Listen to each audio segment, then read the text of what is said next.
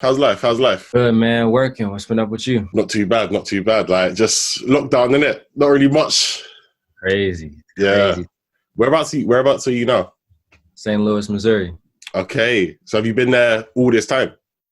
In and out. I think when things were cooling down in the beginning, I went back to LA where I stand with family right now, just working. But I was in LA. I shot the Rollin video. Yeah. I was in New York for a second, but I've been chilling for like the past month. We got a lot to talk about today. Like I've seen like a lot of the stuff that you've been doing over the last couple of months. So like I'm happy for the progression that you're building up. There's a lot of momentum behind you, man. Thank you. I appreciate it. So let's go back. Let's start at the beginning, right? Yeah. Because there's a crossroads that was very key for you at a young age, and that was music or basketball. Basketball was something I've been doing since I was 8 years old. I'm 21 now. Mm-hmm. But going in college for me was, it was just like this big transition I had to make because the college I was going to, the coach I had expected to be there wasn't going to be there anymore. Mm-hmm. So I kind of had to make this decision, do I still go play for somebody, I don't really want to play for, go to a different school. Just during that summer, I had a lot of free time. And that's really when I wrote my first songs, and like started putting out just music on SoundCloud after my friends were like, yo, you should take this serious. Like we'd be in a studio playing around. Yeah. Like we actually got like, some stuff you could say. And I ended up putting this project together called August. Yeah. And that's what, Bryson heard. My manager today, Neil, that's what he heard. And like, it just kind of like gave me that traction to be able to do everything, I'm doing now. August came out, what, 2000, was it 17 or 18? 17. And then but I did that on my own, just with my friends. Like we put it out. And then when I got with my manager, he was like, yo, I feel like this is just underappreciated. Like it could do more. So like, let's just put it out again. So we just put it out on platforms. Okay. That second time. So the first time was on SoundCloud? Yeah, first time on SoundCloud. Yeah, so but the thing is, the importance of SoundCloud in them days, obviously it's not as impactful as it was now. Right. But like going through that process, are there a lot of the songs just exactly the same? You just rolled it out again, or did you change it? I mean, the mix, obviously got remixed and remastered and stuff, but like I didn't even know anything about that at the time, mastering and all that. Like I was 18. But they're all the same, everything front to back. Yeah, I mean, going from that and then a song like Mutual Butterflies, right, which is very, I'm not gonna lie, the video, you see that like where it gets to that high pitch part. Yeah, that's gonna hurt some people's ears. I can't lie to you. Because I was listening to it and I was like, it's something wrong with my laptop. I was scared. Like, when I first watched, I think I watched that last year. So obviously the tune with Bryson Tiller would be a lot of people's introduction, into your work. So I went back, saw that, and I was like, yeah, my laptop's fine. I had to pause the video real quick, and it was like, But with Mutual Butterflies, and you kind of set up this kind of motion of very much emotional. It's still kind of a version of Bryson's trap soul, but it's a more newer kind of 2020 version of it. Later of the last part of the decade into this one. But where did that influence of that sound come from? Because were you doing that when you was kind of messing around in the studio, or did you kind of find this as you got a little bit older? Yeah, no, that was on the August project. That was probably the fourth song I had ever recorded. I'd never been in a studio or anything until I met my boy Corey, who's my engineer now. He was kind of like, yo, I'm not going to charge you. I see potential. Shout out to Corey. Shout out to my boy. That's like my blood brother now. But that was one of the songs where it was just like, now I can tell on those songs, I was still trying to feel things out. Like, see if I can make a song, like to begin with. And that was the first one that was like, okay, I would listen to this, myself. And it ended up doing more for me than I even expected. So, I mean, that gave me the confidence. That was like the confidence booster, Mutual Butterflies. Yeah, I mean, having that as a start for a lot of people, that's when you look at like streaming platforms and stuff like that, obviously you see that as a single, and you see August and a lot of the other stuff that you've released since. And I can see the progression. I've enjoyed that journey, and it's been now a while. It's been 3 years / 2 years since we got the last project. So what are we saying? Are we building towards something right now, or are we? This one's pretty much finished. We're wrapping up. So Rollin is a single off of that project. And this is just the main thing. My goal is just to improve, just to sound better than I did on the last one, in competition with myself. How can I do myself? And I think I executed that perfectly on this project, as far as like hearing the improvement. Like they sound like good records. Like somebody who's more seasoned than the 18-year-old, introduction. I know in America, like growing up 18, you're not technically an adult. It's only 21 you're an adult. Right. Whereas like obviously in the UK, once you get to 18, you can do what you want, really. Do you know what I mean? So it's that going through that 18, 21-year-old period is like, it's a lot of growth, and you kind of grow yourselves. And as time goes on, you're always growing. So your experiences are always going to develop. And let's talk about Rollin, because that had a lot of people in their feels. You know what I mean? A lot of people were asking you to be heartbroken more times. Yeah, man, that's crazy. Like, it's dope, though. Like, I get it, because like that's really what makes the best music. I seen a quote once, and it was this painter, and he was just like, artists will never make the music they make happy, which I think to an extent, that's like, that's kind of like exaggerated, but it's true. Like when you're actually feeling something, you can put that out, through the mic on a paintbrush. Like, that's the best work. Yeah. Yeah. Facts. I mean, now that you set that benchmark for this, forthcoming project, I'm kind of nervous. Like, I hope you were, I was trying to say I hope you were sad throughout the whole thing so we can get the top quality emotional music. Yeah. No. Yeah. It's definitely balanced with rap. Like I said, I feel like I can go bar for bar with anyone. I just been in a position where just the relationships I've been in have had me in that zone. Yeah. So it's best to get off those emotions now before they're not there anymore. That's true. Like of all the stuff that's been going on across the R&B world the last couple of weeks and all the stuff, I saw that Will Smith picture, man. Not gonna lie to you. Listen to that song. I just saw that entanglement and I saw all that just built into one. And I was just like, yo. Obviously, we had that single. Is Nowhere to Run going to be on that as well, or is that separate? Yeah. Nowhere to Run's on there too. Those are the only two singles that are out that'll be on the project, though. Yeah. So, Bryson Tiller feature, right? That's massive. That was something that I think, like I said earlier, was a lot of people's introduction into your craft and your skills as well. Obviously, we know that you've been co-signed by people like Kehlani as well. So, or Kehlani. Is it Kehlani or Kehlani? Because everyone says it differently. I'm pretty sure it's Kehlani. Okay, Kehlani. We'll go with that. In the UK, trust me, everyone just says Kehlani, so it's mad. Yeah. But, how has that been working? Or I don't know if you've worked with Kehlani, but with Bryson Tiller, how was that? That was dope. That's a brother to me too. He's the first person that like really, introduced me to the game. And that was a record that I just had. I was staying with them in Miami for some months. Okay. And we were just working on stuff. And then when I went back to LA, I just took everything I learned, and like I had this beat Vinyls, my boy Vinyls gave me. And Bryson's just somebody I just played all my music for. And he heard that one. And we always talked about getting a record. Like that was the goal. Yeah. He was just, man, like it's gonna come. Like just let it, happen when it happens. And that was the one. He was like, man, I gotta put something on this. And I went back in with the second verse that I added, and it just did what it did. Like, but that was another big stepping stone too, for sure, with Tiller. So shout out, bro. So who else? So obviously off the back of that and a couple of the other songs that have been surfacing around, and even the August project, who are some of the other names that who've reached out to you, and you might have a track with coming up on this project? You know what I mean? You can drop a couple of subtle hints as you're going through. I just did a record with Kehlani. Like it's dope. Yeah, that one's probably one of my favorite records I've done. I got that one. I've been talking to my girl Snoh Aalegra a lot. Oh, mad. Okay. Yeah. That's the homie. Been in with her. I've been talking to her. It's a couple artists that like really. I'm not even a big social media person, but I've been tapping in because I know how important that is. Yeah.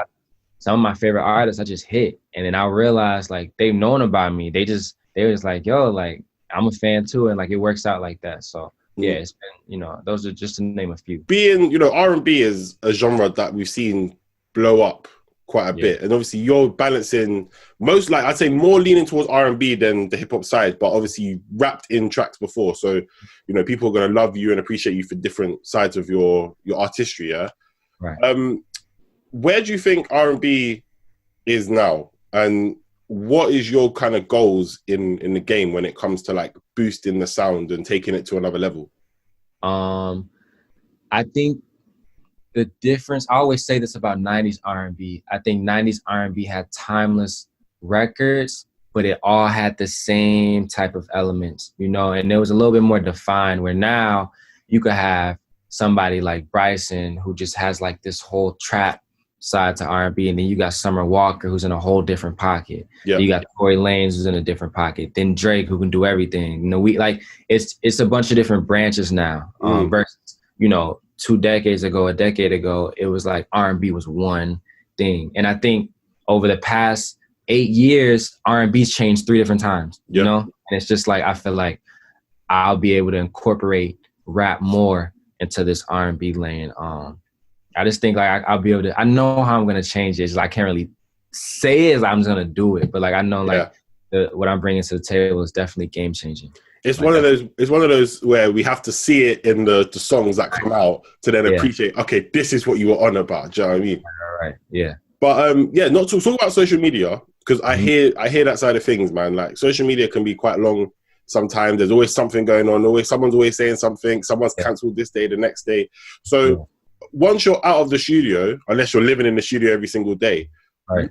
What are the things that you're doing to kind of just keep yourself sane and happy and, you know, making great records? Yeah, well, I mean, being home right now, I'm around my family, you know, my dog, like just around like the simple things. But like as far as just personal things, just working out outside of recording. I mean, like I've been keeping up with a bunch of different movies, listening to a bunch of old records, just keeping myself inspired because I am in a project mode now, you know, just doing things that'll keep me stimulated. But nothing that outside of my house for real. Like, you can't really go anywhere.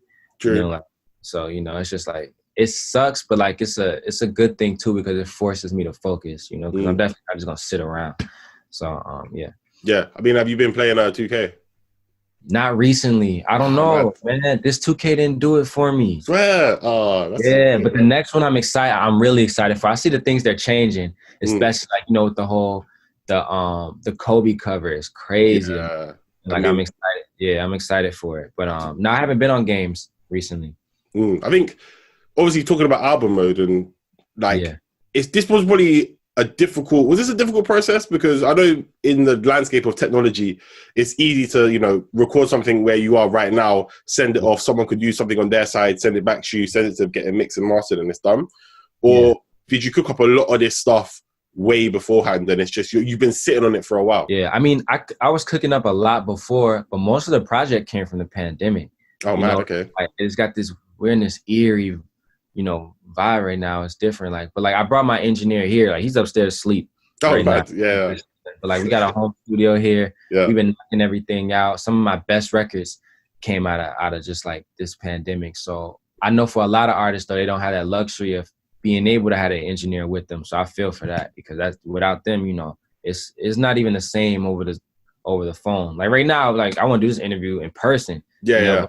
Zoom has to do it, you know, it's the connection right now. But yeah, it's definitely, the pandemic's helped, I think, for me at least, as a new artist. Well, I've been looking at a lot of artists as they're dropping throughout lockdown, and I've kind of been worried that a lot of the music isn't going to stick for a long period of time, because people are kind of, they're in the house right now, and, you know, music, I think R&B is like different, because people can be in their field at home, wherever they are, traveling around. But like hip-hop and trap music, we haven't really seen like the album, or we've only seen a couple of singles do well. So are you planning to drop, obviously, we don't know when lockdown is going to end across the world anyway, but are you planning to drop soon, or are you planning to just drop a few more records and just keep building this momentum until we get this body of work? Early fall is what the project is like right now. Obviously, things are so, you know, it's easy to be changed right now because everything that's going on. But we've been looking good so far. You know, that's where my eyes are. I still have like 1 or 2 more records I'm dropping. I got another one I'm dropping. Even though Rollin's the focus, got another one I'm dropping like a month. You know, like I'm ready to go. Like especially, you know, I'm just ready to get these stories off. Like I'm done with this chapter of everything I'm talking about, and like moving on to the next thing. So have you got a name for the project yet, or are you keeping that one? I have it, but I can't give it out just yet. Yeah, I know. But I love the name too, because it sounds like a video game. But it is hard. So like I'm ready to go. I'm gonna make sure I give it to you early. Obviously, we can't talk about too much of the project because we're still about 1 or 2 months away from getting it. But for fans who are, you know, watching and listening right now, what are the key things and themes that you're kind of addressing in this? Because we know that the music is very recent, as you said, it's been done during lockdown. Obviously, it was your birthday, in March as well, right? Or was it April? March, March, yeah. So you've just stepped into 21. Right. So what can fans expect from this? I think just the transition from not being known at all to being known, but still having like those problems with certain relationships, certain situations back home that still followed me and like everywhere, you know. And you know, when I dropped that August project, like that was brand new, the birth of Ryan Trey, and then that was it. Nobody's heard any experiences since then, and I have all those bundled into like this project now. And the main thing is just getting these stories off, like but yeah, just like I think it'll answer a lot of questions based on like who I was talking about in the last project. I think as far as like how I feel now about certain things, and that transition from just getting into music to where I am now, I think I answer all of that, and then I'll move on to just some brand new, you know. Yeah, I mean, that'll be a good step for you, and hopefully by the time we get this, you'll be able to move around and start doing shows, because I'm sure you had pretty much a lot of stuff booked throughout this year that you haven't been able to do. So how have you been able to, you know, manage and adjust that and, you know, change different things around? Me and my team, man, we just pay attention to everything. Like we're very observant, you know, and then seeing like what can we do, that just our own version of what everybody's doing. I know right now, like a lot of virtual shows are going on. Yeah. Like Roddy Ricch just did a dope one. Well, the Tiny Desk NPR one. Yeah. Chloe and Halle did a crazy one. Like it looked like the whole rock show was dope, and just seeing like, I know I'm starting to realize the visual setup, like, you know, the stage setup is the most important thing, how it looks on camera. Yeah. So I think of like those things. And then as far as like just this international travel, bro, like when can I move? Yeah. You know, around the world. That's just the main thing right now. But we're just playing it by ear. Yeah, I mean, to have a look at different ideas that you can do. I think having like a little virtual gig where you just do it for like maybe like 500 fans or something like that could be a madness. Because I'm assuming you probably have the setup somewhere. You could even do it in like a garden setup or something like that. Exactly. And people would gravitate towards it, because I think, obviously, I know, like you said, you don't really use social media too much, but you've been coming in and out to just like, you know, lock in with the fans. Right. But giving people like those little bits and say, oh, look, this is it. Here we go. Even doing the live performance of Rollin might be kind of crazy. No, we're setting that up now. Oh, there you go. Yeah. So I'm excited for it. I think it's definitely different. It's not my favorite just because, you know, me being brand new, I want to touch the stage for like first official time, and like, but I know whatever we put out virtually is going to be just as dope. I mean, I'm looking forward to it, man. Bryson Tiller record is already in the bag. Has done extremely well for you. Like, even though, like, you know, you're fitting that bill of the new artist, by the time we get this project, it could be a whole different ball game. Yeah. I need to hear this track with Kehlani. I'm upset that we can't hear it. I don't even know the name of the album. You know what I mean? Yeah, I got you, man. You got to give me a sec, man, because, like, the way we got our rollout is just it's perfect right now, and I'm going to make sure you get it hands-on first. Yeah, bro, listen, I'm here. I'm going to be supporting the record. So is there anything else you want to say to the fans before we cut? Yeah, rolling out now. You know, I got a project coming out early fall, and just Ryan Trey on all platforms, Instagram, Twitter, you know, you name it. There you go. And that was Myles Presents, Ryan Trey in the building, or not even in the building, over Zoom. Yeah, over here. Our own building, right. Yeah, in a bit, bro. All right, cool. Appreciate it.